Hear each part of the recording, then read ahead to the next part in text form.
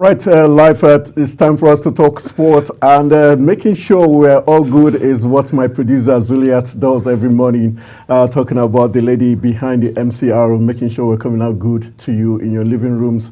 And it's time for us to give you the biggest stories making the rounds in the exciting world of sport. We'll be taking you through a roller coaster from the Super Falcons, what's happening in Spain. We'll be taking you to what's going to happen in the Olympic Games in Paris, and also the Euros is also upon us as we look forward to a very exciting semi-final clashes that begins tomorrow in faraway Germany. We'll also be looking at the home front where one man who used to be the Super Eagles coach, his name Finidi George, is now in the helms of affairs with the Rivers United going back home. And we'll also be giving you some other big stories making the rounds across boxing, the tennis world where lovers are in a feud in Wimbledon. We'll be giving you all these big stories into this edition of the program Talk Sports. My name is Anthony Momodi, the king of sport, and I've got my partner in crime talking sport. He is getting ready, checking his tie, checking his wristwatch, and his name, Odi Samuel.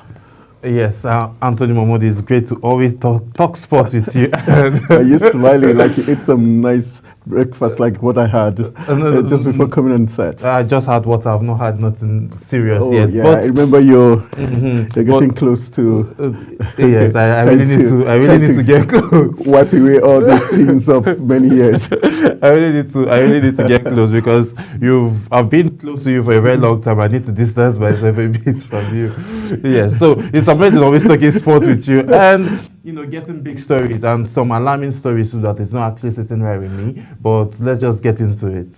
Okay, we'll leave that discourse later on there. Just to let you know that a coach of a refined Nugget Football Club hopefully will be joining us in the course of the program so that we can get some big take as regards what he's doing for Nigerian kids between ages 5 to 10 and 10 to 15 in his academy. So we'll be talking with the Refined Nuggets head coach in the person of Rafael Unamba somewhere along the line in today's edition of the program Talk Sport. Let's begin the big stories from the women, because I know my co-anchor here is in love with beautiful women. So we begin from stories that had to do with the Super Falcons, 9-time African champions. They're in the big story this morning. Let's begin by telling you that TalkSport has gathered that visa issues have hindered some of the invited Super Falcons players from arriving at their camp in Spain as the team continues preparations ahead of the 2024 Olympic in Paris, France. The Falcons camp opened in the Spanish city on Friday, but didn't hold any training sessions until Sunday due to the small number of players in camp. But on Monday, Nigerian Football Federation confirmed that the team captain Rasheedat Ajibade, goalkeepers Chiamaka Nadozie and Tochukwu Oloyi, defenders Chidima Okeke and Nicole Payne, also known as, and midfielders Christy Uche Ibe and Tony Payne, Deborah Abiodun and Jennifer Ejegini, and forward Esther Koronko were already in camp. The NFF added that Mufa, Demola, and forward Gift Monday were also in camp, bringing the number of players in camp to 12, with defenders Osinachi, Ohale, and Michelle Alozie also expected at the team's hotel. Meanwhile, it is lanted that Tosin Demihin and Nasarawa forward Amazon player in person of Jumoke Alani were not in camp due to mistakes in their accreditation, but hopefully they will be joining the teams. That's if they are not already in camp. Already, we also know that Uchenna Kanu, Chukwendo Ehi Uzo are yet to have their visas, with the Mexico-based forward expected to fly to the United States to join Kanu, where they will both fly to Spain by Wednesday or Thursday, hopefully. But let's also let you know that US-based players are expected to arrive in the camp on Wednesday. In another twist, McLean's, who is yet to have her visa, will fly from Russia to Nigeria to pick up her visa and then fly to Spain before the end of the week. Let's let you know that the 9-time African champions who last played at the Women's Olympic Football Tournament in China in 2008 will take reigning Olympic champions Canada in the training match in Sevilla on Wednesday. That's July 17. Canada's ladies defeated their counterpart from Sweden 3-2 after a penalty shootout following a 1-1 draw in regulation and extra time to clinch the gold medal in the Tokyo 3 years ago. The games will be held, like you already know, July 26th to August 11th, and Nigeria are returning to the women's football event since 2008. In their last outing at the Women's Olympic Football Tournament, the Super Falcons lost 1-0 to Korea Democratic People's Republic, and also lost 1-0 to Germany, and a 3-1 to eventual silver medalist Brazil. So Nigeria's best outing so far at the Women's Olympic Football Tournament was in Athens 20 years ago, where the Falcons finished 6th place after exiting the tournament at the quarter-final stage. Are you confident the way things are going? Now we're seeing more players in camp as of 12 yesterday. As of this morning, hopefully it must have risen to about 15, 20 players in camp. Yeah, because total number are actually 18, so we have 12 already. That means we're expecting 6 more players. But the aspect of we having 12 players, I'm okay with that number. At least we started well, but we're supposed to have everybody in camp already and not having these visa issues, because currently now with these visa issues now, I think this shouldn't be something that we are talking about at this time, at this point of the game. We should be like, yes, we are getting ready for them to face Canada and then get set to fly to Paris at this point, because having this conversation at this time now, today is the 9th, and this competition is set to kick off on the 26th. We just have a few more days, 23 more days to go, and players now would be traveling from one part of the world to another part of the world to get visas, and then before going back to join the team and then start getting themselves ready.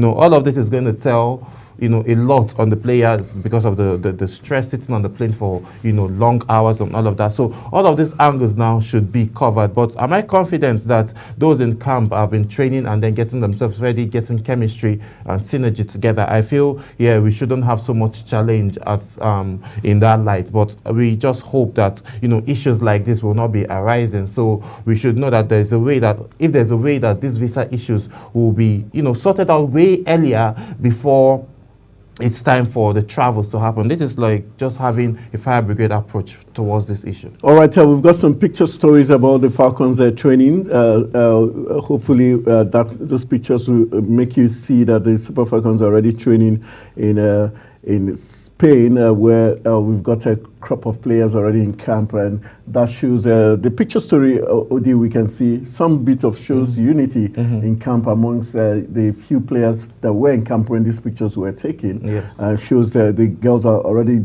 gotten down to work, and we can see Ajibade there and showing some bit of glamour and style, which we know the Falcons have. Looking at the team spirit already seen from the pictures, that is good. That's good spirit for us. Yes, it's like I made mention of chemistry. It's actually showing well on the ladies, because the smiles on their faces while they are even training and getting themselves ready. So this is team spirit right there.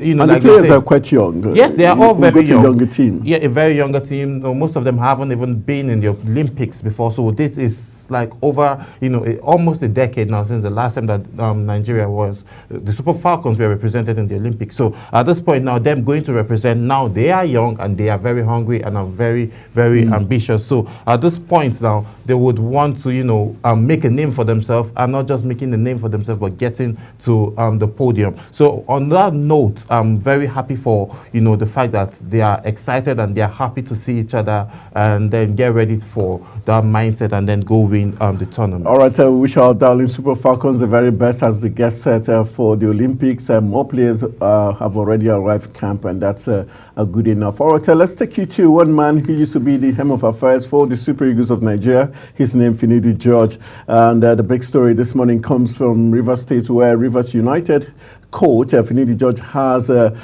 finally swung into action at Rivers United, taking charge of the first training session on Monday. Sunday in Port Harcourt as the club begin preparations for the 2024-2025 season. The 53-year-old was appointed last week, Wednesday, following the resignation as the head coach of the Super Eagles. In the training photos shared, Finidi was spotted dishing instructions to players while he was also seen discussing with his technical crew, including coach Evans Ogenyi, who led the team until the end of last season. However, he does not have the full complement of the squad yet, with the club still negotiating with about 13 out of contract players, while they also try to bring in new players.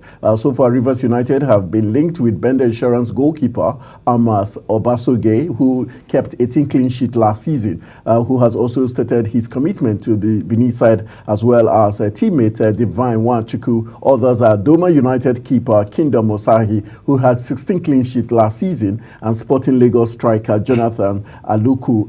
Some of the out-of-contract players at Rivers United are goalkeeper Bionu Akonde, captain Nyaya Nwagwa, and Kezia Enyanya. Oh God, I hope I didn't murder that name there, but just to let you know that Finidi, who signed 2 year, yes, that's a evil tongue there, making it clear there. Finidi, who signed 2-year deal with the club, has revealed that the club, his immediate target is to return the team to the continent next season. Rivers United played in the CAF Confederations Cup last season, but couldn't go past the quarterfinal stage. They also finished 8th in the MPFL with 53 points.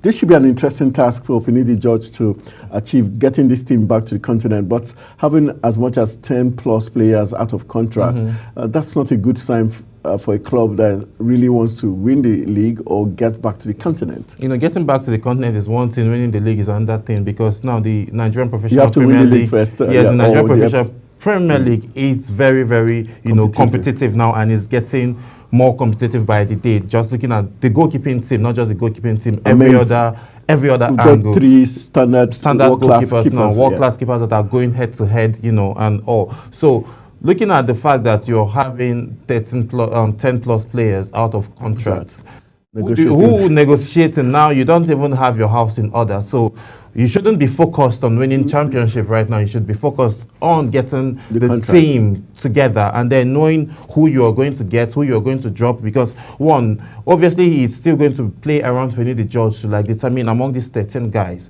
who can you work with, who is going to fit in the philosophy that you are bringing into, and then that is going to align with what you have in mind and what Rivers United is all about, which is obviously winning. So now you need to have those things in check first before you now start making plans of, okay, winning the Nigerian Professional League and then getting back to the continent. Now, winning the Nigerian Professional League now is not a walk in the park. We all know. We saw how last season was, and it was just a difference of, I think, 2 or 3 points. That it was almost like to the last day. To the last day. Like it was almost like the EPL. EPL, yeah. That was what we saw last season. That was what we witnessed, and then we're certain that it's not even going to go down lesser than that. It's just going to get better and more competitive. So all of these things needs to be settled. So Finidi George has a whole lot on his plate, and he left one big chunk of work and then went to another place where there's more work. So let's look at he played for Sharks, which is a Rivers team before now. Do you think he has what it takes to get Rivers, first of all, get his players sorted out, then also win the league and get to the continent, especially with what he went through? Because this was, for some coaches, they would take a break, recover from whatever played out before jumping to the next. Do you think this is just a rebound for Finidi? And could this be a dangerous move by Finidi George? And just to let everyone know that we've got another emerging world-class coach in the studio already waiting in the wings. He is the head coach of the Refined Nuggets Football Club right here in the Federal Capital Territory. Yes, actually, for me, when he resigned from the Super Eagles as a coach, I felt he wanted to take a back seat and then just see how things play out for the next 1 year, and then probably then get opened more for more jobs. Then for him playing for Sharks, he was amazing as a player. We all know Finito. He didn't have to travel out to make the national team. Yes, he didn't even have to travel out to make the national team. He made the national team before while he was still home playing domestic league. So he understands the domestic league. We'll give that to him. He understands the international, like he played in Ajax. He understands that he was once in Barcelona and Ajax. He was a Champions League winner. We know all of that. So now, I think he just wants to rebound and then we'll have a point. I think he wants to prove a point that, yes, despite the fact that, yes, I didn't do it well with the Super Eagles, I can do it well with Rivers United. Fine. These are two different ball games. These are not the same caliber of teams. The Super Eagles is a very, very big brand on its own, which comes with a different kind of pressure, which comes with a different kind of agility and then a different kind of mindset for you to get into it. So Rivers United now is just like, junior to the Super Eagles, which you should be able, because one, he has been in the scene of the local league, so he understands more of what to happen, and then he understands how these younger guys think and how most of the coaches in the Nigerian professional league, how they operate. So I think he will be able to find it easy to maneuver his way. But for him coming back immediately, I think he's in a rush, and maybe he didn't just want to just go home and sit down and see the media shred him into pieces. All right, so we wish Finidi George the very best, but some questions around Amos Obasogie, who was the best goalkeeper last season, 18 clean sheets. He has committed his future to Bender Insurance, but can he resist Rivers United? If he is ambitious and wants to win and wants to advance his career and make a name for himself, I think I would advise he goes to one of these, Enyimba or Rivers. Which like I said yesterday, I said Rivers. Yesterday. I would say he should go to Rivers because Rivers finished 53 with 53 points. And eight on the log table with 53 points. So but Enyimba is likely to be at the continent. Yes, they are likely. Not better. Is not Enyimba not better? Enyimba, they are better. True, they are good. They are good because Enyimba and Rivers United always go head to head. So why I say Rivers United is because one. Finidi George now is someone that has a hand, even though he didn't play out well with the Super Eagles, he can influence you in a way that you can be able to get picked from the Super Eagles. And again, with the fact that Rivers United finished 8th, they have always, if you look at the history, they've always, almost every season get to the continent. And then there's a high chance that they would also get. But now I'm seeing that there's trouble in paradise in Rivers United with 10 plus players out of contract. Who will now play the football that will take them to the continent? That is another question. Despite the fact that no doubt Finidi George is a great coach, but at this point now, if he's ambitious and he wants to do something great for himself, I think he should go with someone that is winning, where there is no lots of work, where there's no lots of baggages. When I mean lots of work, in the sense that you need to rebuild first before you start working to get to that point where you need to go represent in the continent. But looking at Enyimba now, it seems like their house is in order, and then they're all focused on let's find our way back to the continent and find our way back to winning ways, because they are champions of Nigerian Professional League, two-time champions, and then all for the continent. So we're just looking for, it just depends on where he wants to be at. And then if Rivers Bender Insurance now can rebuild and get the quality that they need for them to be contenders, then he should remain and then keep winning with them. All right, they're called the Arsenal of Nigerian football, and if you're Arsenal, you know that you're always rebuilding, you're always waiting for the next season, and I don't know if Obasogie would want to do that honors of waiting till next season.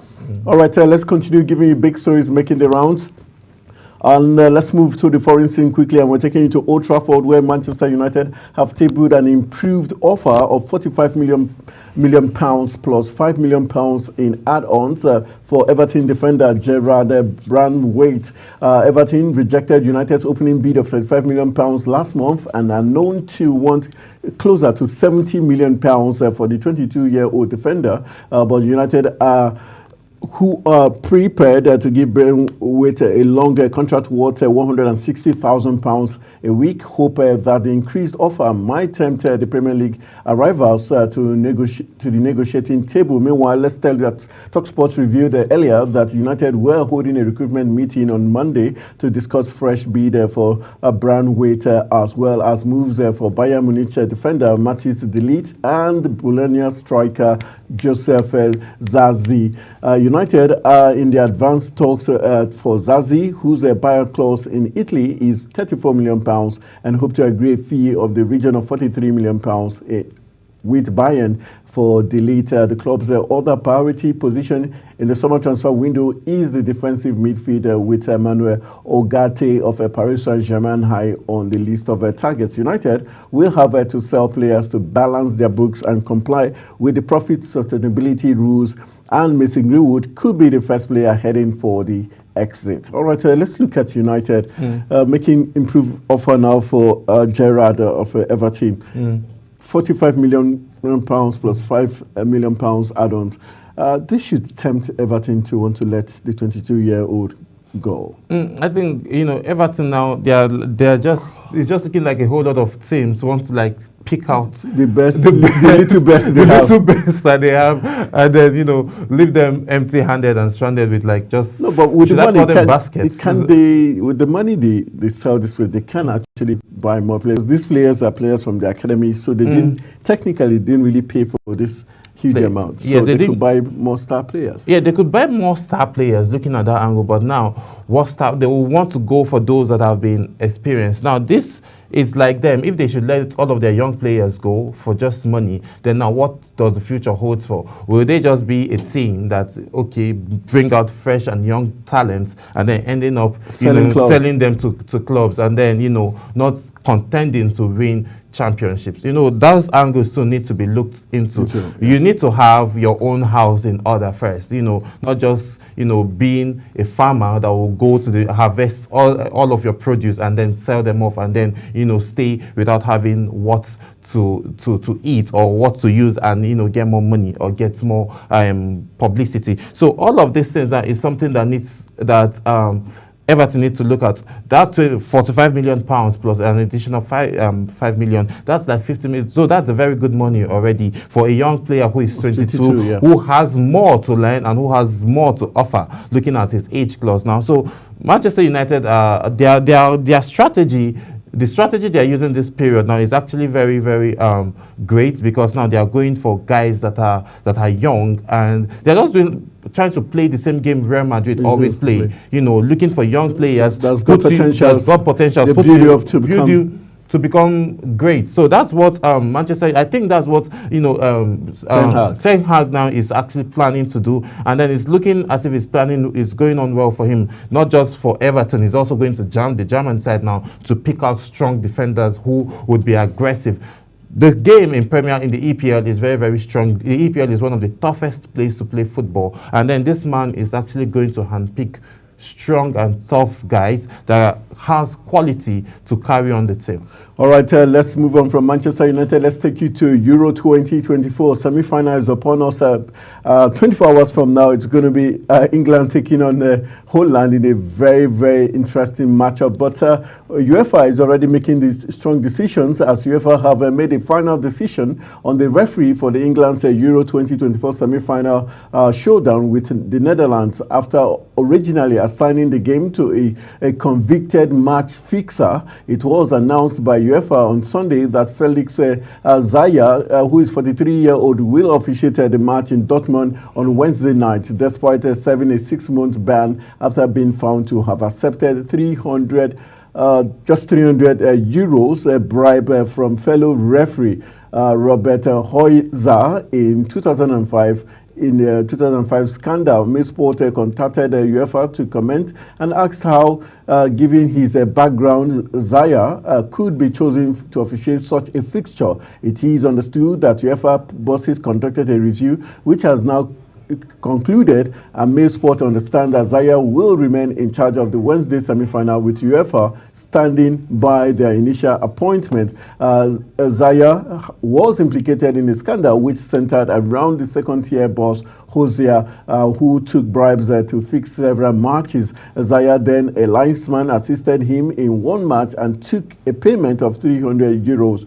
He was banned from officiating for 6 months in a move that was kept quiet until German newspapers that broke the story years later. The city investigation found while Zoya, who was sentenced to 2 years and 5 months in prison, Zaya's apartment was searched and he was found to have behaved in a grossly anti-sporting manner. But it's just not a very dangerous trend UEFA is following.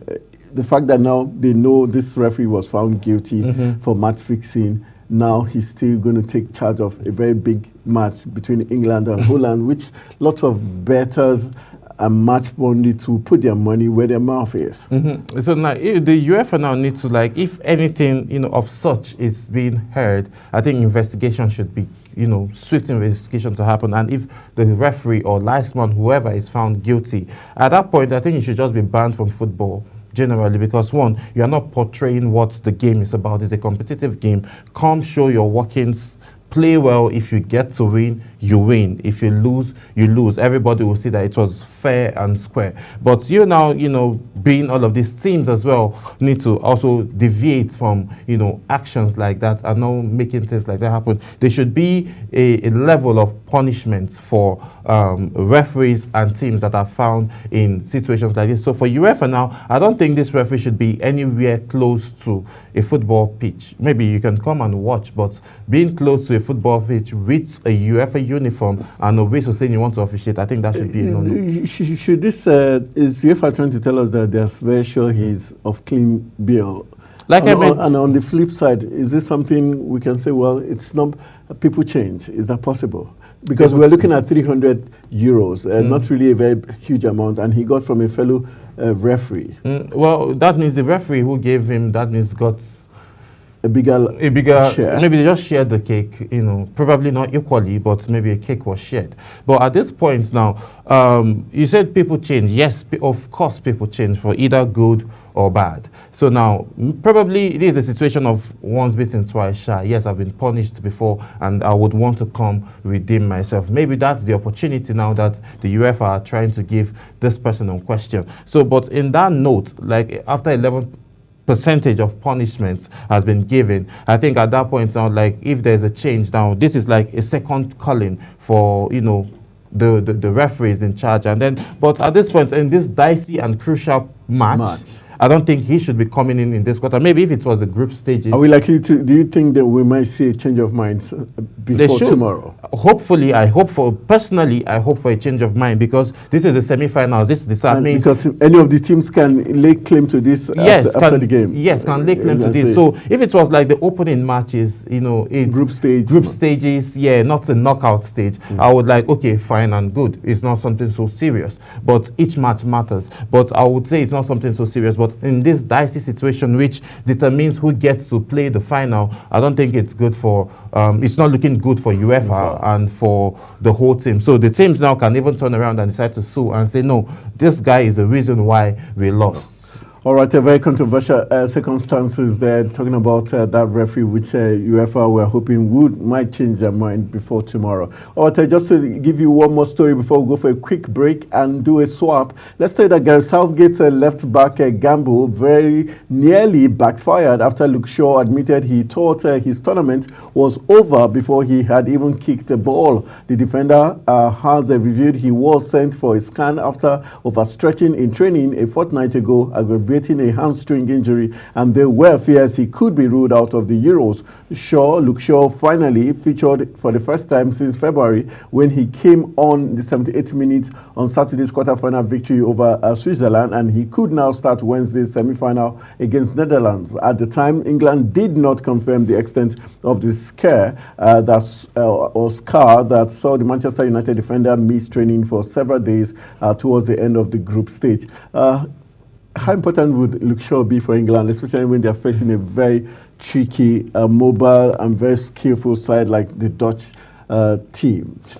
If he's, a fortnight ago he says he's overstretched, and, like I always mention. You think he's being forced? Yes, I think he's being forced. I feel the players are being too stretched, Why I say that is because, one, they are literally not all playing in their natural positions, right? So that's like most of the times I feel they find themselves in a no man's land where, okay, let me just try my best and see what I can salvage. Like I always say, I feel England has been lucky to still be in this competition, getting to this stage. But for Luke Shaw now, he might not be as effective against those the Dutch attacking force, yeah. Because one, they are very fast and they are very, very swift. So at this point now, he needs to be on 100% to be fitness to be able to tackle, or make those. So would you rather they stick with whoever has been playing the left full back for them rather than risk having Shaw get into the team? Yes, they might risk him now and then he might just maybe sustain another bigger injury, and then maybe if luckily they get to win and then be in the finals, then they would be having a loophole. Right, so I would say maybe if you want to start him, you probably start him for the first half. But mostly in football now, in this Euro 2024, more goals from statistics has been scored in the second half. So probably start someone else younger or Alexander fitter in the first half. Then probably in the next 50 or 60th minutes, then you now introduce Sean. On that note, now he would be able to be effective, defend, and then also be getting himself ready if they get to win, and then to represent in the finals if they do get to win. So that's just what I would advise Gareth Southgate to do. But he is a gambler and would want to try and error. So let's see what happens. All right, let's take the last story before we swap, make the swap, just to let you know that France midfielder Andre Rabiot has admitted that teammate Kylian Mbappe is having a rough time at Euro 2024. That's why his status as one of the standout players in world football. Mbappe has scored just once in the 4 appearances at the tournament so far, a penalty against Poland. Mbappe's cause hasn't been helped by the broken nose that he suffered in France's opening group game against Austria, which has meant that the forward had to wear a mask in subsequent matches. Meanwhile, Antoine Griezmann, another of the most prominent names in the French side, has also struggled to make an impact in Germany despite his vast experience. There have been suggestions that the 33-year-old could be dropped from the starting lineup against Spain on Tuesday. Meanwhile, Rabiot says the rest of the France team will give their full support to Mbappe and Griezmann. Rabiot admitted that Mbappe and Griezmann's struggles have impacted the team. Meanwhile, Griezmann has yet to score or provide any assist in the 5 appearances at the Euro 2024 so far. France overcame Portugal on penalties in the quarterfinals, but know that they will probably have to be at their best to get the better of the talented Spanish side. Let's look at Antoine Griezmann and we're looking at Mbappe. What do you think is making these two players not, shine as much as we know they can? We saw Griezmann since he returned from Barcelona back to Atletico Madrid. He's been awesome, scoring the goals for Atletico Madrid. Mbappe, do you think his departure from Paris Saint-Germain and not completely getting into the stride in Real Madrid is the reason that's rustiness? Well, I would say he's still being careful because, the injury, tells a toll on players. And, I feel he's not giving his 100%. Not just because he doesn't want to, but because of the mindset of the fact that I have a broken nose and I'm wearing a mask. It has not sitting properly with him. Okay. Yeah, it has not. Okay, Victor Osimhen has been wearing a mask for like over 2 seasons now. And then if we see he still goes, that means it's part of him now. Already. He feels like, okay, yes, I need this mask, but he plays as if he's not wearing a mask. But I think Mbappe now has it at the back of his mind that he's wearing a mask, so uncomfortable, and then he's not giving in all his best, because if he probably wants to make a run or go for a ball, he will just a flash, and then all of that tells. Therefore, after Griezmann now, I'm still waiting to see him do something. But the man that has been on 100% for France is you know who I'm talking about, N'Golo Kante. That man has been everywhere. I think if France would be able to win or scale to the finals, I have a strong belief that N'Golo Kante is going to be the man behind that, because that guy is everywhere.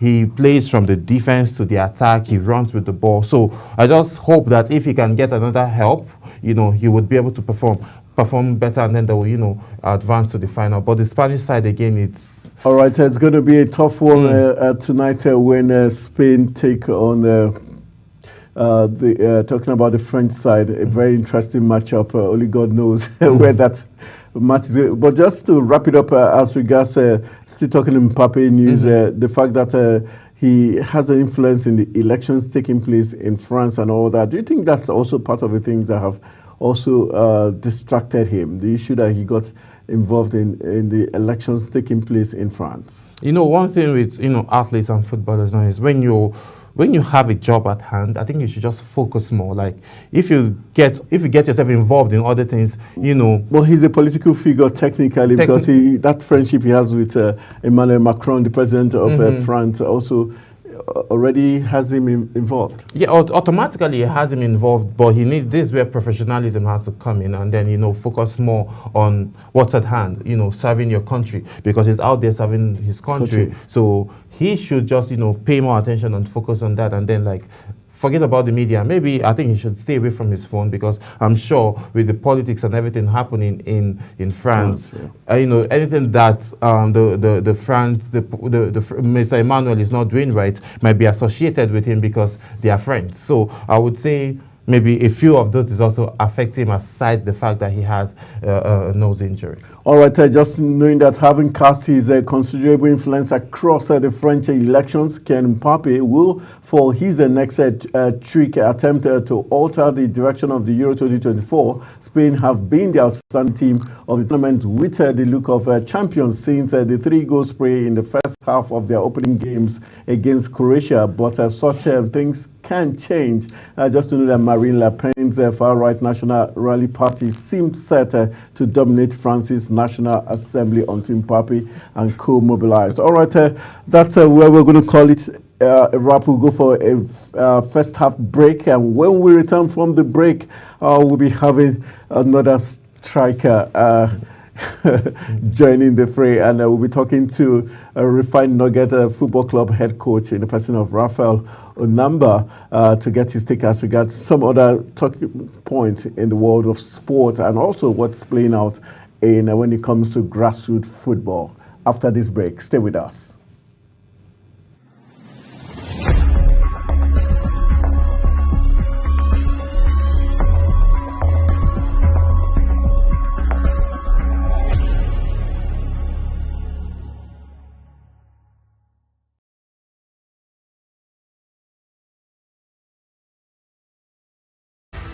Global Morning is your ultimate destination for engaging political and economic matters. I am Uyi Agmofrebe. And don't forget to include social discussions. Tune in every weekdays from 7 a.m. to 10 a.m. I am Queen Agaba. For insightful breakfast ideas, business summaries, sports highlights, international and local news perspective, I am Anthony Momodu. Don't miss the in-depth analysis of current and political issues by the Global Morning team and experts. I am Jumai Manson. Catch Global Morning here on Global Television. Getting on the action. I am Edikan Michael. We are the Global Morning team.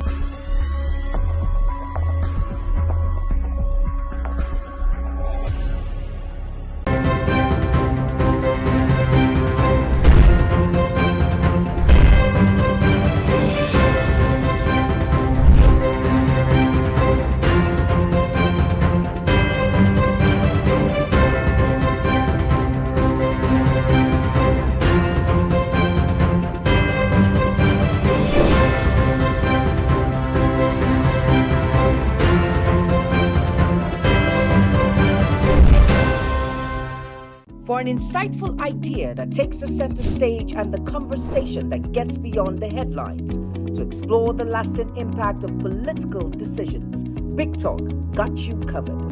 From policy debates to geopolitical insights, from thought-provoking discussions to actionable insight. What is the real responsibility of government? Big Talk delves deep into the heart of the matter. Join us weekdays on Global Televisions from 6 6:30 p.m. for a reverting journey into the heart of politics, where we dissect issues shaping our society. With every government and introduction of new policies, businesses of all kinds and sizes seize the opportunity to evolve and redefine themselves. Business Point on Global Television is where we follow the money and put the facts and figures right in front of you. Watch Business Point every Monday through Friday at 11 a.m. as Kikelamo Okere tracks all the latest developments across critical sectors. Business Point, this is business. Are you ready to be entertained like never before? Get ready to dive into the latest and greatest entertainment news in lifestyle, music, movies, birthday celebration, and so much more, all on Entertainment Circle on Global Television. From the hottest red carpet events to exclusive interviews with your favorite stars, we've got you covered. Stay up to date with the latest trends and news from the entertainment.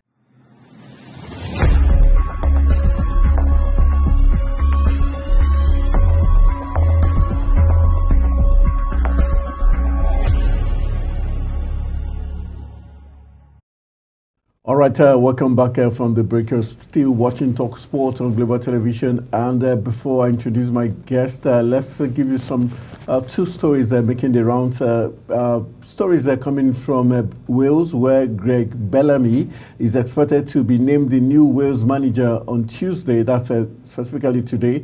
The PA news agency understands that Bellamy will succeed Rob Page, who was sacked last month after turning down the opportunity to stay at Burnley under new Claret boss Scott Parker. Bellamy, 44, is a former Wales keeper who won 78 caps for his country between 1998 and 2013. The Football Association of Wales were open to the idea of appointing their first non-Welsh manager since 1999 after ending Page's 3.5-year reign in the wake of failing to qualify for Euro 2024. Meanwhile, former France forward Thierry Henry and George boss Willy Sagnol were among those linked with the position, but it is understood that Bellamy, who just lost on the job in 2017 when Ryan Giggs was appointed, impressed the FAW hierarchy when he was interviewed in the north of England last week. Bellamy has spent the last 2 seasons at Burnley, where he worked as number 2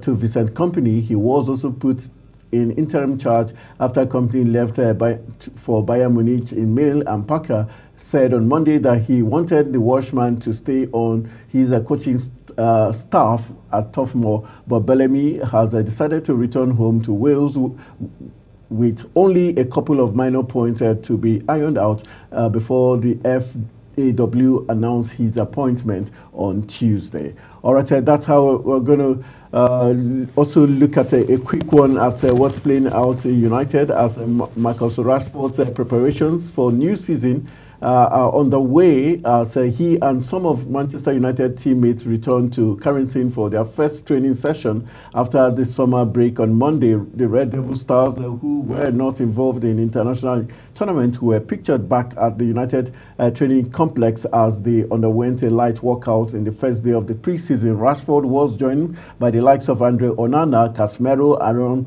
Wan-Bissaka as attention turned to the upcoming campaign. Rashford was one of the surprise omissions from Gareth Southgate's Euro 2024 squad after a disappointing campaign. The forward failed to reach the heights of the previous season as he managed just 8 goals, while his behavior off the pitch only further damaged his reputation at the club. The English man hit the headlines after missing training following a night out at Belfast.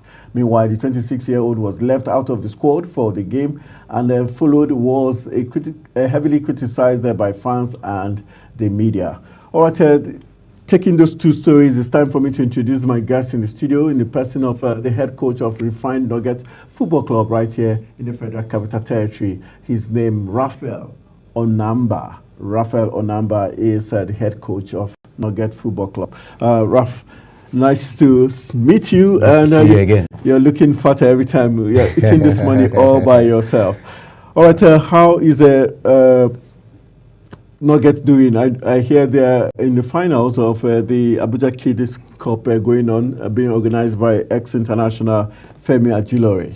Yeah, the Fried Nugget is doing well, and to the glory of God, we are going to be playing our final match on the 20th of this month. That is Upper Saturday, against a team, a very good side.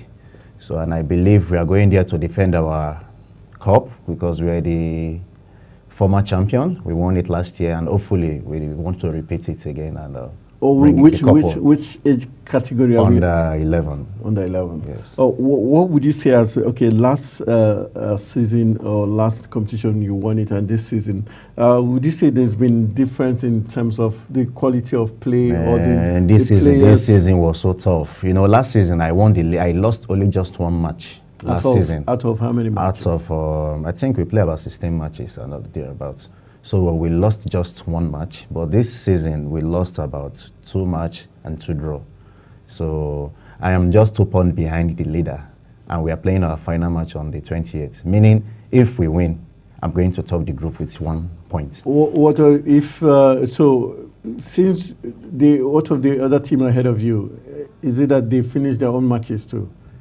Yeah, the thing is, the match is like a title decider. Okay. They are 2 points ahead of me. Okay. Okay. So if you beat if I win, it's a must win for me. If I win, meaning I'm winning the.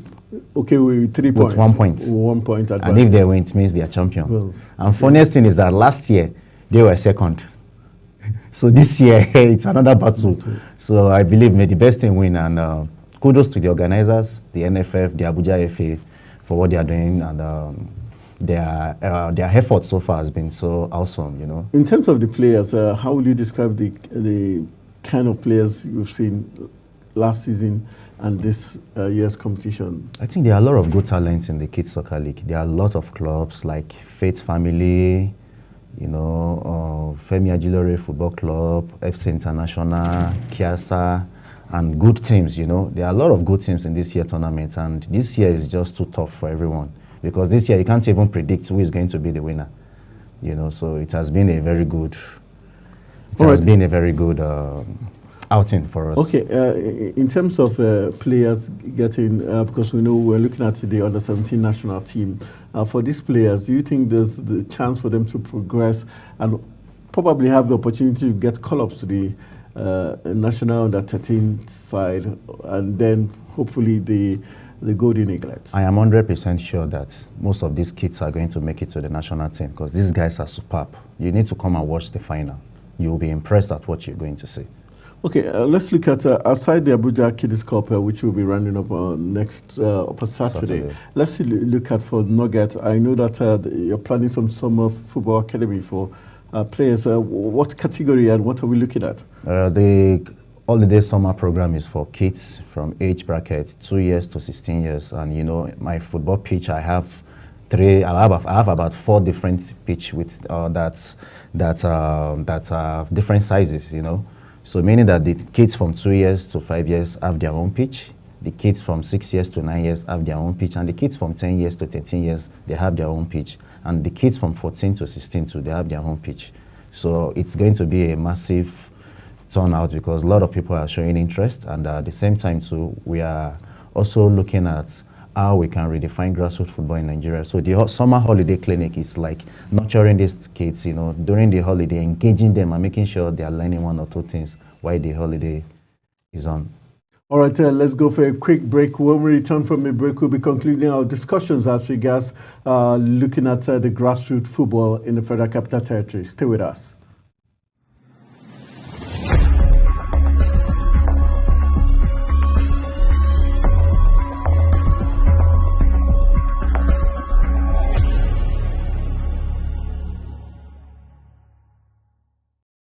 Are you ready to be entertained like never before? Get ready to dive into the latest and greatest entertainment news in lifestyle, music, movies, birthday celebration, and so much more. All on Entertainment Circle on Global Television. From the hottest red carpet event to exclusive interviews with your favorite stars, we've got you covered. Stay up to date with the latest trends and news from the entertainment world, all in one place. Tune in every Saturday by 1 p.m. with Chung Animal Joseph on Global Television. In an ever-busy world, the increasing challenge of keeping track of health matters can be extremely demanding. Follow the latest health tips and trends on Health Guide on Global Television on Tuesday at 3 p.m. Health Guide on Global Television. Put your health first.